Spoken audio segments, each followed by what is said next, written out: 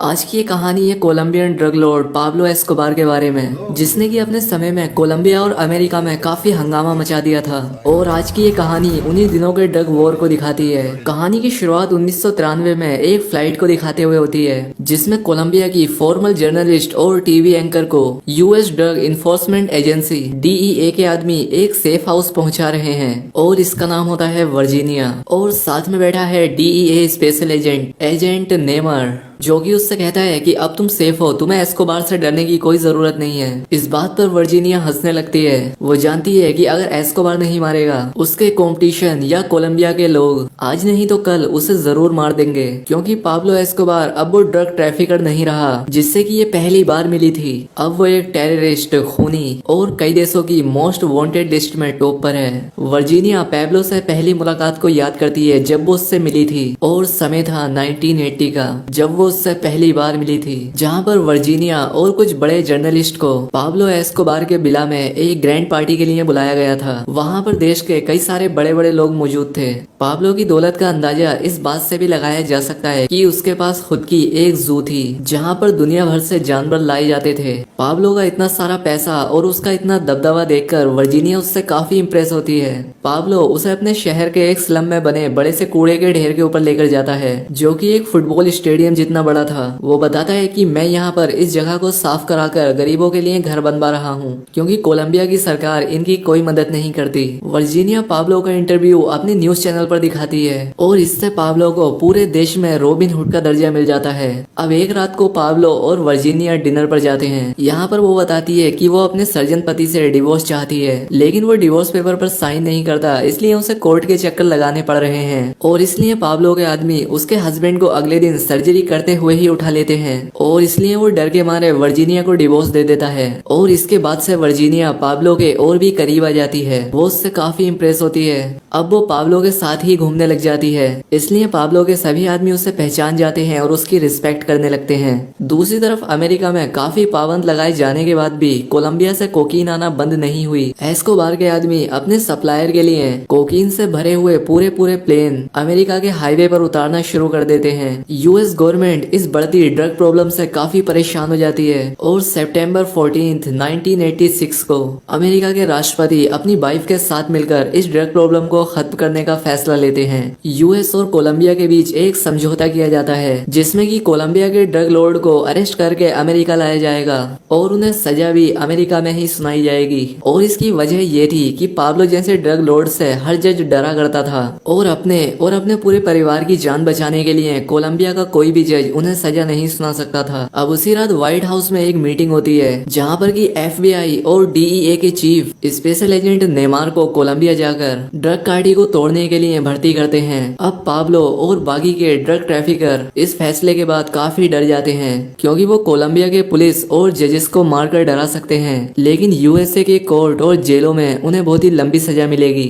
और अब इसलिए पाब्लो खुद पॉलिटिक्स से जुड़ता है। वो हर पार्टी, काउंसलर और मिनिस्टर को खरीदता है, ताकि वो लोग आने वाले इलेक्शन में उसे पूरा सपोर्ट करें, ताकि वो पार्लियामेंट जाकर अमेरिका के साथ हुए इस समझौते को रोक पाए। पाब्लो कहता है कि हमारे पास पैसा और पावर है, लेकिन कोलंबिया पर राज करने के लिए हमें लोगों की रिस्पेक्ट चाहिए। खैर, अब पाब्लो अपने बेशुमार पैसे और ताकत के बल पर पार्लियामेंट्री सीट जीत जाता है, लेकिन पार्लियामेंट के अंदर कोई भी मिनिस्टर पाब्लो से ज्यादा बात नहीं करता, क्योंकि पूरे देश को पता होता है कि पाब्लो कितना बड़ा क्रिमिनल है। यहाँ तक कि मिनिस्टर ऑफ जस्टिस पूरे पार्लियामेंट के सामने पाब्लो की इंसल्ट कर देता है और कहता है कि एक क्रिमिनल का पार्लियामेंट की सीट जीतना एक शर्म की बात है। अब पाब्लो खड़ा होकर कहता है कि वो एक आम बिजनेसमैन है और मिनिस्टर ऑफ जस्टिस उसके खिलाफ एक भी केस साबित नहीं कर सकते। अब जवाब के तौर पर मिनिस्टर ऑफ जस्टिस 1970 की एक छोटे से ड्रग केस की ये तस्वीर अखबारों में छपवा देता है। अब इससे पाब्लो काफी शर्मिंदा होता है और फिर कभी पार्लियामेंट नहीं जाता।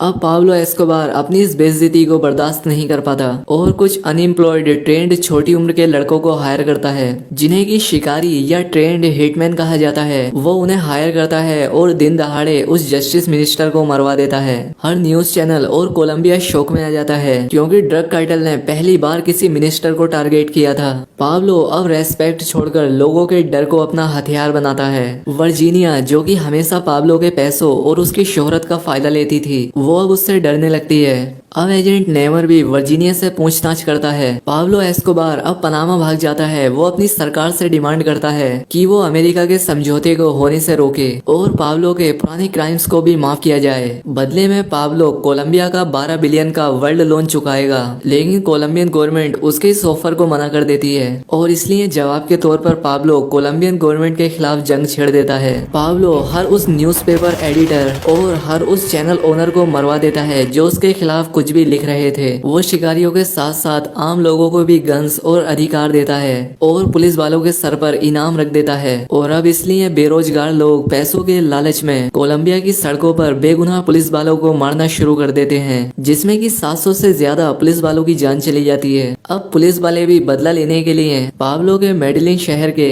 सभी लड़कों को रोड पर निकाल कर उन्हें शूट करने लगते हैं, जिसमें कि सैकड़ों बेगुनाह बच्चे भी मारे जाते हैं। एजेंट नेमर कोलंबियन मिलिट्री स्कूल जाता है, जहाँ के जनरल उसे बताते हैं कि पाब्लो एस्कोबार को ढूंढकर पकड़ने के लिए एक स्पेशल यूनिट बनाई गई है। दूसरी तरफ पाब्लो पर भी दबाव बढ़ने लगता है और इसलिए वो जंगलों में भाग जाता है, लेकिन वहाँ भी कोलंबियन आर्मी उसके पीछे पड़ जाती है। नवंबर 27, 1989 को कोलंबियन एयरलाइन की फ्लाइट को पाब्लो बॉम्ब से उड़वा देता है, जिसमें कि 107 इनोसेंट कोलंबियन मारे जाते हैं। और उसके एक ही हफ्ते बाद वो बोगोटा शहर की DES बिल्डिंग भी बॉम्ब से उड़वा देता है, जहाँ पर 70 और बेगुनाह लोगों की जान जाती है। अब अपने ही देश के इतने मासूमों को मारने के बाद पाब्लो एस्कोबार नार्को ट्रैफिकर से नार्को टेररिस्ट बन जाता है। वो रेडियो स्टेशन में कॉल करके बताता है कि अगर कोलंबियन गवर्नमेंट ने उसकी शर्तें नहीं मानी तो इसी तरह से कोलंबिया में जगह जगह ऐसी घटनाएं होती रहेंगी। और आखिर में कोलंबियन गवर्नमेंट लोगों की जान बचाने के लिए एस्कोबार के सामने अपने घुटने टेक देती है और पाब्लो 2 शर्तों के साथ सरेंडर करता है। पहली कि अमेरिका उसे कभी भी एक्स्ट्रा राइट नहीं करेगा और वो अपनी सजा कोलंबिया में ही काटेगा, और दूसरा कि वो अपनी जेल अपने ही शहर मेडलिन में डिजाइन करेगा। और उसकी ये जो जेल थी वो किसी होटल से कम नहीं थी। इस जेल में बार, ऑफिसेज, स्विमिंग पूल और फुटबॉल ग्राउंड भी होता है। और अब पाब्लो जेल के अंदर से बड़े ही आराम से अपना ड्रग बिजनेस रन करता है और कोलंबियन गवर्नमेंट ये सोचकर खुश हो जाती है कि चलो अब हमारे देश में और कोई वायलेंस नहीं होगा। दूसरी तरफ वर्जीनिया की मुश्किलें बढ़ने लगती हैं। पाब्लो एस्कोबार से रिलेशन के चलते उसे नौकरी से निकाल दिया जाता है और उसे कहीं भी जॉब नहीं मिलती और उसे फोन पर हमेशा मारने की धमकियां मिलती हैं। जेल जाने के बाद पाब्लो भी वर्जीनिया पर ध्यान देना बंद कर देता है। वर्जीनिया को सरवाइव करने के लिए अपनी पेंटिंग्स और ज्वेलरी को भी बेचना पड़ जाता है। वो अपनी खस्ता हालत में पाब्लो से जेल में मिलने के लिए जाती है और यूरोप जाने के लिए पाब्लो से $80,000 मांगती है, लेकिन पाब्लो उसे मना कर देता है, जिस पर वो खुद को पाब्लो की वाइफ से कंपेयर करती है। इसलिए पाब्लो को उस पर गुस्सा आ जाता है। वो उसे बिना कुछ दिए भगा देता है। वहीं दूसरी तरफ अफवाहें उड़ने लगती हैं क्योंकि अब पाब्लो जेल में है, इसलिए उसके कुछ पार्टनर्स उससे चोरी कर रहे हैं। जब उसके 2 पार्टनर जेल में मीटिंग के लिए आते हैं तो पाब्लो के आदमी उन दोनों को मार देते हैं। जेल में होने के बाद भी 2 लोगों की इतनी बेरहमी से मर्डर की खबर सामने आती है तो कोलंबियन गवर्नमेंट का दुनिया के सामने मजाक बन जाता है। इसलिए वो कोलंबियन मिलिट्री को जेल भेजते हैं पाब्लो को पकड़कर मिलिट्री जेल में डालने के लिए। लेकिन पाब्लो और उसके बाकी के साथी यहाँ से पहले ही भाग चुके थे। कोलंबियन गवर्नमेंट पाब्लो के सभी दुश्मनों को अब जेल से रिहा कर देती है ताकि ये लोग पाब्लो कार्टेल को खत्म कर दें। काली कार्टेल पहले ही साउथ कोलंबिया और मायामी का कोकीन बिजनेस पाब्लो से छीन चुका होता है और पाब्लो के बाकी बिजनेस को भी हथियाने लगता है।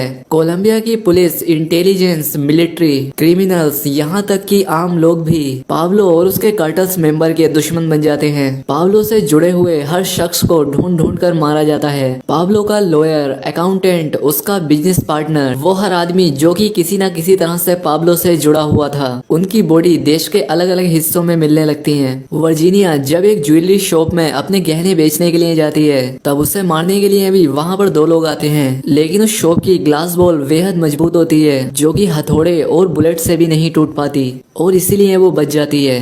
अब फाइनली वर्जीनिया एजेंट नेमार से मिलकर पाब्लो के खिलाफ सब कुछ बताने के लिए तैयार हो जाती है अगर उसे USA या यूरोप भेज दिया जाए तो। दूसरी तरफ पाब्लो को भी ये बात समझ आ जाती है कि अब कोलंबियन गवर्नमेंट किसी भी हालत में समझौता नहीं करने वाली और इसीलिए वो अपनी वाइफ और दोनों बच्चों को जर्मनी भेज देता है। जब एजेंट नेमार को ये पता लगता है तब वो जर्मन अथॉरिटीज से बात करके पाब्लो की वाइफ और उसके बच्चों को एंट्री देने से मना करवा देता है और वहाँ से उन्हें वापस वापस कोलंबिया भेज दिया जाता है। जिस होटल में पाब्लो की वाइफ और उसके बच्चे होते हैं, उसी होटल के बाकी सारे रूम्स में DEA और कोलंबियन इंटेलिजेंस के लोग होते हैं। ये जानते थे कि पाब्लो पैनिक होकर अपनी फैमिली से कांटेक्ट करने की कोशिश जरूर करेगा, और होता भी कुछ ऐसा ही है। 2 दिसंबर 1993 को ये जानते हुए भी कि उसकी कॉल ट्रेस हो सकती है, पाब्लो अपनी फैमिली को कॉल करता है और एक सिग्नल ट्रैकर व्हीकल पाब्लो की कॉल को ट्रेस कर लेती है।